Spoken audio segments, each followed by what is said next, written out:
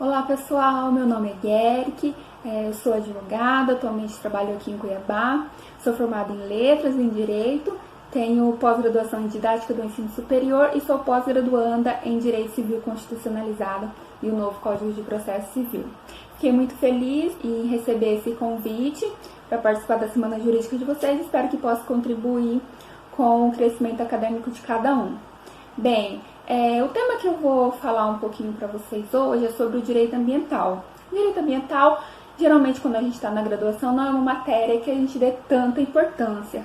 Mas o que eu quero dizer para vocês é que atualmente é uma matéria de extrema relevância, não só aqui no nosso país, como no mundo todo, tá? Devido a todos esses acontecimentos que a gente vem percebendo, né, de uns tempos para cá, queimada da Amazônia, aquecimento global, tudo isso é um tema muito relevante hoje para ser discutido. Por isso, eu achei legal trazer um pouquinho sobre esse tema, tá? Mas, especificamente, o que eu vou falar é sobre a aplicação ou não da teoria da dupla imputação quando da prática de crimes ambientais, tá?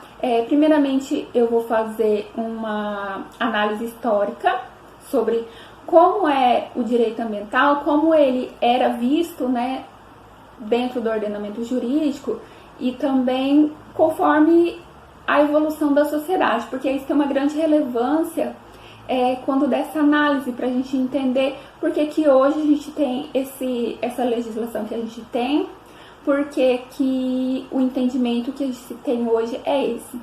Então, vou começar fazendo uma breve análise histórica, depois passar por algumas teorias, algumas observações e, por fim, eu falo sobre a teoria da dupla imputação. Espero que seja de aproveito de vocês e qualquer dúvida, no final, vai ter as perguntas. Bem, para começar a nossa análise histórica, eu gostaria de falar para vocês o seguinte: quando a gente estuda essa evolução do meio ambiente com o direito ambiental, toda essa situação, a gente observa que é dividido geralmente em 3 fases, né? E a primeira fase é a fase individualista. O que acontece nessa fase individualista? Ela ocorre ali por volta do século XIX, tá? E é meio junto ali com a Revolução Francesa. O que acontece nesse período? Não existe nada que proteja o meio ambiente nesse período do século XIX. A minha propriedade, ela é absoluta. Não tenho que ter uma área de preservação permanente nessa minha área, nessa minha propriedade. Eu não tenho que fazer com que ela cumpra sua função social como a gente tem hoje. Então, assim, a gente pode fazer essa relação da fase individualista com o antropocentrismo. O que é isso? É o homem no centro. Tudo o que existia, todas as leis, era para proteger o homem. Então, essa fase individualista tinha esse grande problema. Tinha todos os recursos naturais, mas eles eram usados de forma desordenada. Não tinha nenhuma lei que falasse que eu poderia ou não utilizar uma quantidade ou como eu deveria utilizar. Bem, a segunda fase é uma fase fragmentária. Ela ocorre ali por volta do século XX. E o que nessa fase a gente consegue observar? Nessa fase, já começa a se reconhecer que os recursos naturais eles são finitos, ou seja, eles vão terminar se a gente não usar de uma forma consciente. Então, aqui a gente já começa a ter uma evolução maior quanto à proteção do meio ambiente. Não é a proteção que a gente, deveria ter desde sempre, mas já é alguma evolução em relação à proteção, em relação à fase individualista que não tinha proteção nenhuma. E em relação à fase fragmentária, a gente pode fazer uma relação com o biocentrismo, que a gente observa que não tinha uma proteção não só para o homem, mas tinha uma proteção também para o meio ambiente. Mas aí a gente ainda observa o quê? Que o homem ainda era mais importante do que o meio ambiente. E o que a gente tem que entender, não é isso. É que o homem faz parte do meio ambiente. E é isso que a terceira fase faz. Que agora a gente entra na fase holística, que é agora no século XXI. tá? E o que essa fase holística, ela nos traz? Ela nos traz que o meio ambiente, ele não é para servir o homem, ou que ele tenha menos importância que o homem, não. O meio ambiente, ele tem um fim em si mesmo. Ele precisa ser protegido tanto quanto o homem. O homem, ele é uma parte do meio ambiente, ele não tem que ser ou mais importante ou menos importante, não. As leis têm que fazer a proteção tanto do homem quanto do meio ambiente, tá? E essa fase holística, a gente pode fazer uma relação dela com o ecocentrismo, tá? Aqui, a proteção ambiental, ela tem um fim em si mesmo. Essa fase holística, que atualmente, né, é a fase que a gente se encontra, ela é bem interessante porque já existem algumas constituições de alguns países aqui da América Latina que a própria Constituição já traz que o meio ambiente tem direitos da própria Constituição e que eles podem ser assegurados. Então, assim, é uma evolução muito grande para desde quando a gente tem lá da primeira fase, que é a fase individualista. É importante observar que a nossa Constituição, ela ainda é antropocêntrica, tá? Mas ela sempre traz alguns requisitos do biocentrismo e do ecocentrismo, tá?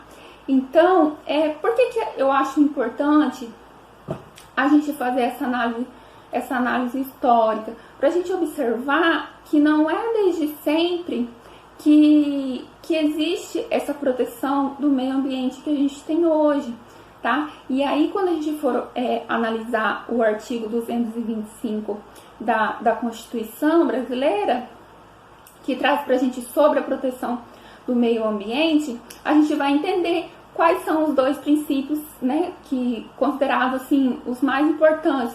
Por que eles são utilizados hoje? Devido a toda essa evolução que a gente fez aqui agora. Para a gente conseguir entender o motivo do artigo 225 trazer esses princípios, que eu vou falar mais daqui a pouco, para a gente entender por que ele traz esses dois, é preciso fazer toda essa análise histórica para a gente conseguir compreender. Bem, vamos dar sequência agora na nossa explicação, falando um pouco sobre como que é a proteção do direito ambiental, do meio ambiente na Constituição. Então, na nossa Constituição, a gente observa a proteção ao meio ambiente a partir do artigo 225. O que eles nos dizem é o seguinte: todos têm direito ao meio ambiente ecologicamente equilibrado, bem de uso comum do povo e essencial à sadia qualidade de vida, impondo-se ao poder público e à coletividade o dever de defendê-lo e preservá-lo para as presentes e futuras gerações. Algumas observações importantes em relação a esse artigo 225. A gente pode observar que a proteção, o dever de proteger o meio ambiente, ele não é somente do poder público, é do poder público e da coletividade. Todos têm o dever de fazer a preservação do meio ambiente.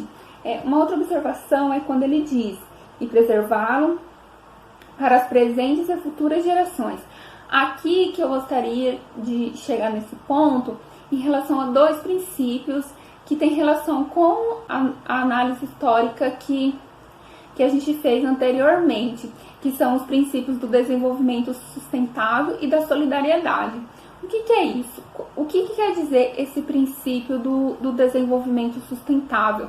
Ele quer dizer que a gente tem que usar os nossos recursos naturais de forma consciente, porque a gente sabe que eles são finitos, né? E por que a gente tem que usar ele de forma consciente? Para que as futuras gerações também consigam utilizar e usufruir desses recursos naturais. Por isso que a gente fala desse princípio da solidariedade, porque é preciso que, ao fazer o desenvolvimento, exista essa preocupação de que, quando chegar lá na frente, com as próximas gerações, também eles consigam utilizar desses recursos naturais que a gente tem hoje, tá? Isso quer dizer que não é que não pode fazer nada com os recursos do meio ambiente, a gente não pode utilizar. Não, esse artigo 225, eu considero ele bem importante, porque ele fala que a gente tem que fazer o desenvolvimento da sociedade, né, mas de uma forma sustentável, de uma forma consciente, para que todos possam usufruir do que o meio ambiente tem a oferecer para a gente, tá? Em relação a esse princípio da solidariedade,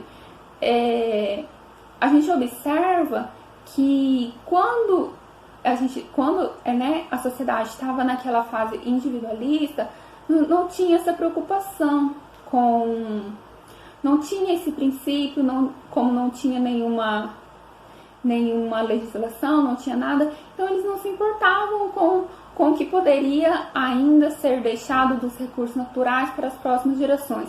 E atualmente, com essa Constituição que a gente tem, essa é uma grande importância. E esse princípio ele tem uma grande importância. Cuida que a gente consiga fazer o desenvolvimento econômico, né, toda a plantação, toda a criação de animais, qualquer empreendimento que utilize recursos naturais, que a gente consiga fazer esse desenvolvimento, mas pensando também que, apesar desses recursos serem finitos, a gente consiga deixar que as futuras gerações também consigam usufruir desses recursos naturais. Antes de falar especificamente sobre o tema que eu me propus aqui a conversar com vocês hoje, eu gostaria de falar um pouco sobre as responsabilidades em relação ao direito ambiental. Elas são de 3 tipos, né? Responsabilidade civil ambiental, responsabilidade administrativa ambiental e a responsabilidade penal ambiental. Na responsabilidade administrativa, o que eu tenho? Ela é de natureza subjetiva. O que isso quer dizer? Que eu tenho que analisar o elemento subjetivo, que seria o dolo ou a culpa, além do nexo causal e do dano que ocorreu, tá? Em relação à responsabilidade civil, ela é uma responsabilidade de natureza objetiva, baseada no risco integral. O que isso quer dizer? Isso quer dizer que aqui eu não vou analisar o elemento subjetivo, se tem dolo ou se tem culpa. Tendo o nexo causal e tendo o dano, já é para ser feito a reparação. Primeiramente, é importante que seja feito a reparação in natura. Quando não é possível que seja feita essa reparação in natura, aí é feito a reparação em dinheiro, em pagamento de danos, tá? Em relação à responsabilidade penal ambiental, a gente tem também uma responsabilidade subjetiva, tá? Aqui a gente também tem que analisar o elemento subjetivo dolo ou culpa, além do nexo causal e do dano. Por que a nossa responsabilidade penal ela é subjetiva? Porque eu não posso excluir a intenção do agente de praticar o dano ou praticar o crime ambiental, tá? Por isso que na responsabilidade penal ela é de caráter subjetivo, tá? E isso vai ser importante lembrar disso quando da análise dos crimes para aplicação ou não dessa teoria que a gente vai falar agora, a teoria da dupla imputação, se ela é aplicável ou não aos crimes ambientais. Bem, agora adentrando ao tema específico, né, dessa conversa que a gente está tendo, vamos falar um pouquinho sobre a teoria da dupla imputação. Em algumas situações, quando do cometimento de crimes ambientais, uma pessoa jurídica, ela também comete esse crime, tá? Seja por uma extração ilegal de madeira ou um transporte irregular de madeira, né? Qualquer outra situação que possa ter a existência dessa pessoa jurídica, tá? Por que eu tô falando isso? Porque a teoria da dupla imputação, ela fala que para que uma pessoa jurídica possa ser condenada por algum crime ambiental, a pessoa física, ela também teria que estar incluída no polo passivo da ação penal de crime ambiental e também ser condenada. Não teria como uma pessoa jurídica ser condenada sem a pessoa física também ser condenada. Então, para isso, a gente tem que entender como que funciona em relação à pessoa jurídica a partir de sua existência, tá?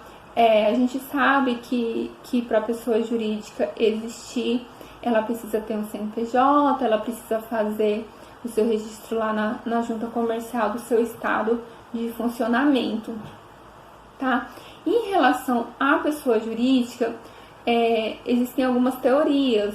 Uma teoria que a gente chama de teoria negativista, que simplesmente nega a existência da pessoa jurídica, e a gente tem a teoria afirmativista, que ela, afirma que a pessoa jurídica ela realmente existe. Porém, essa teoria afirmativista, ela se divide em mais 3 teorias, que seria a teoria da ficção, teoria da realidade objetiva e teoria da realidade técnica.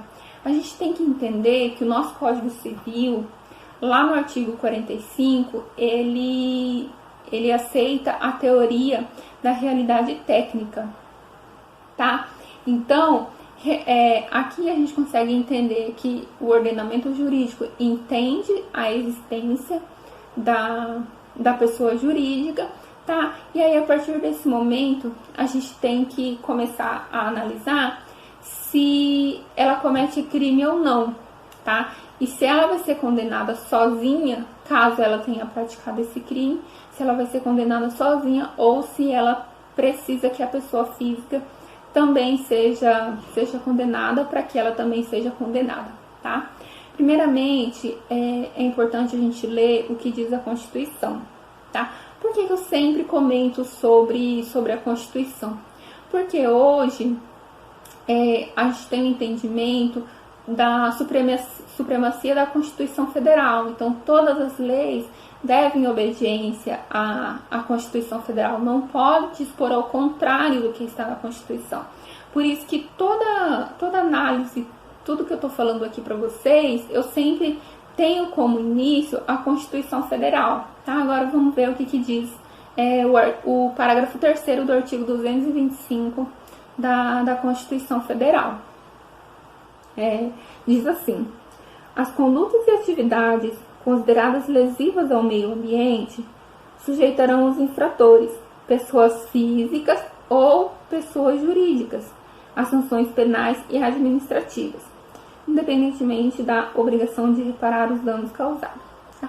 Aqui a gente observa que sobre as 3 responsabilidades que a gente falou anteriormente: responsabilidade civil, responsabilidade administrativa e a responsabilidade penal, tá? E a gente observa também que a Constituição diz pessoas físicas ou jurídicas. Então, a gente tem uma alternatividade, não são pessoas físicas e pessoas jurídicas, tá? Então, a partir daqui, a gente já começa a observar qual que está sendo o entendimento hoje em relação a essa aplicação da teoria da dupla imputação, tá?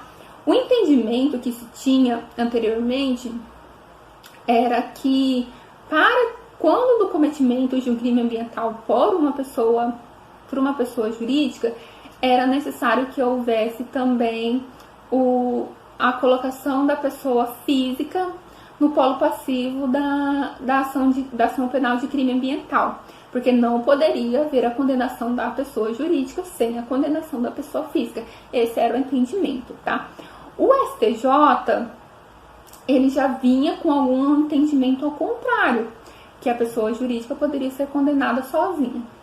Mas em 2014, a gente teve uma decisão do STF, da ministra Lúcia Weber, que ela fala realmente que a Constituição Federal autoriza essa condenação da pessoa jurídica sem a necessidade da inclusão da pessoa física no polo passivo da ação penal, tá? Então, o que a gente observa hoje?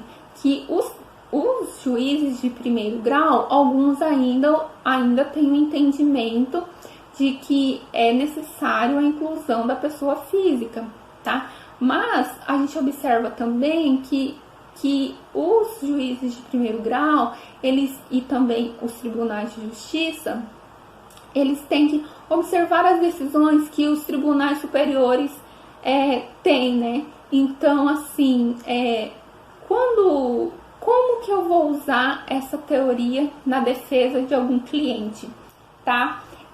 Na prática, como que isso vai funcionar? Como que eu vou aplicar ou pedir para o juiz não aplicar essa teoria da dupla imputação? Primeiro, quando da prática do crime ambiental, o Ministério Público vai oferecer a denúncia. Nessa denúncia, provavelmente ele vai incluir, né, a pessoa jurídica e a pessoa física, tá? E você, como que você vai fazer esse pedido? Como que você vai utilizar essa tese para defender, né, os seus clientes? Lá na sua petição de defesa, você pode abrir um tópico, tá? E pedir a inaplicabilidade da teoria da dupla imputação. Você vai analisar, né, todo o contexto do processo, todos os documentos, juntar novos documentos, né, que sejam cabíveis para a sua defesa.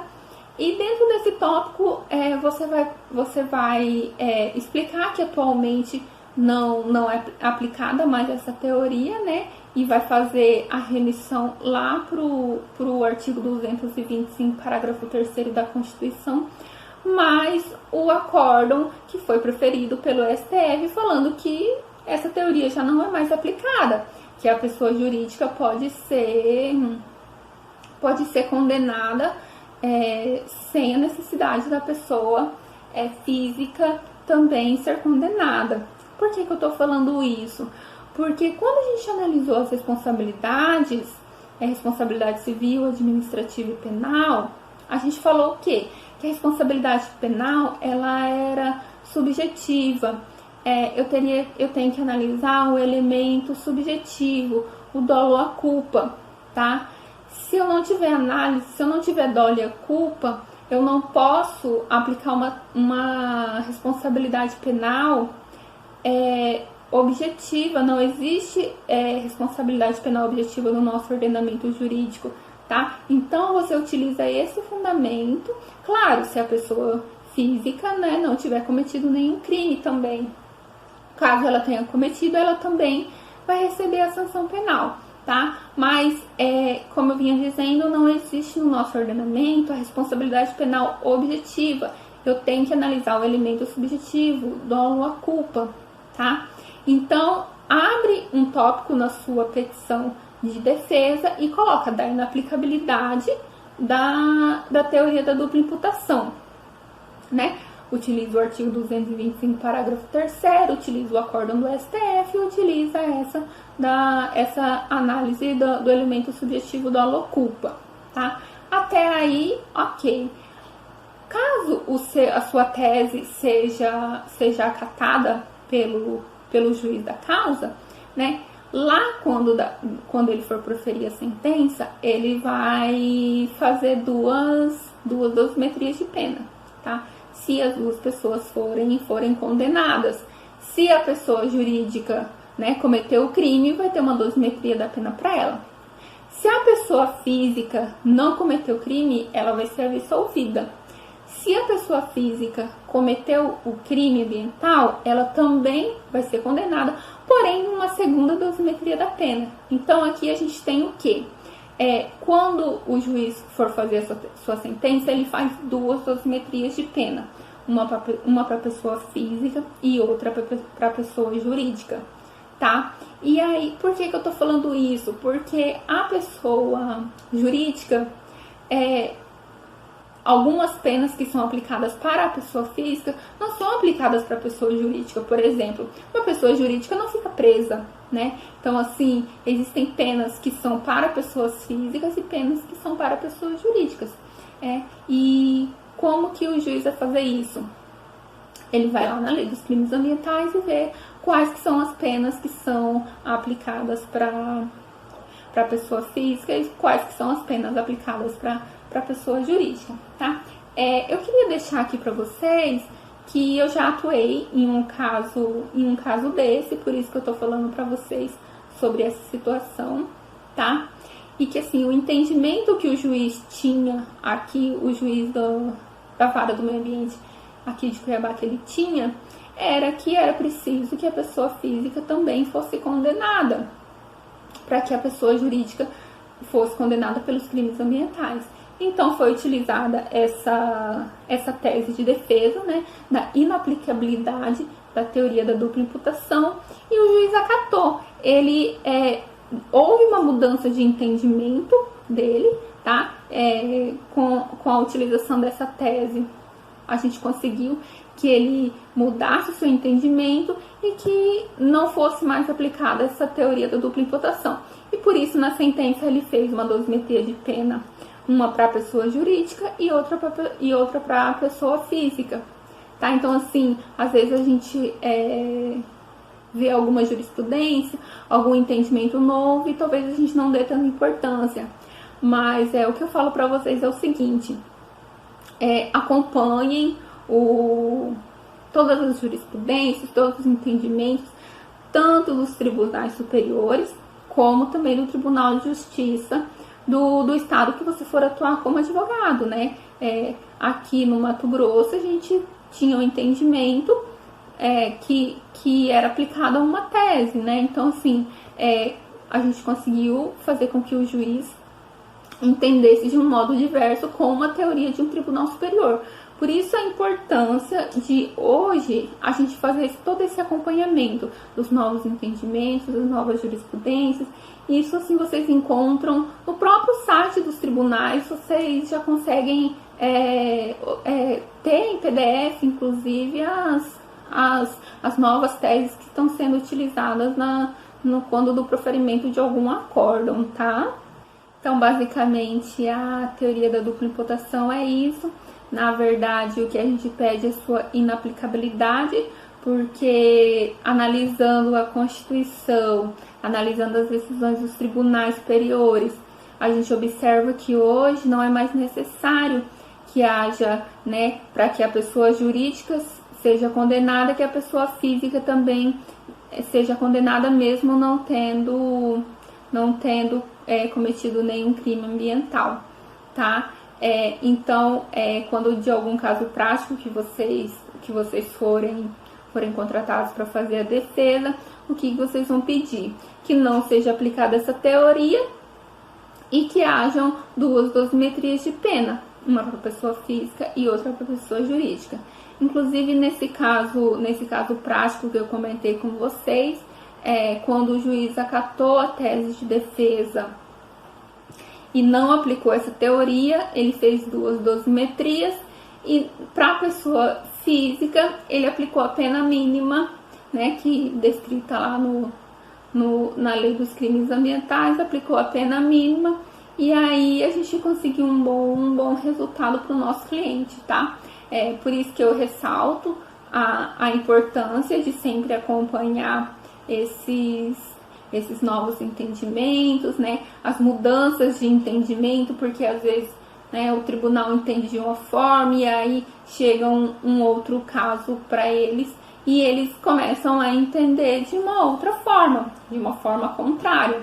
Então, por isso, né, eu ressalto sempre a importância de fazer esse acompanhamento da jurisprudência e dos entendimentos dos tribunais, tanto dos tribunais superiores como também dos tribunais de justiça de cada estado que você vai fazer a sua atuação, tá?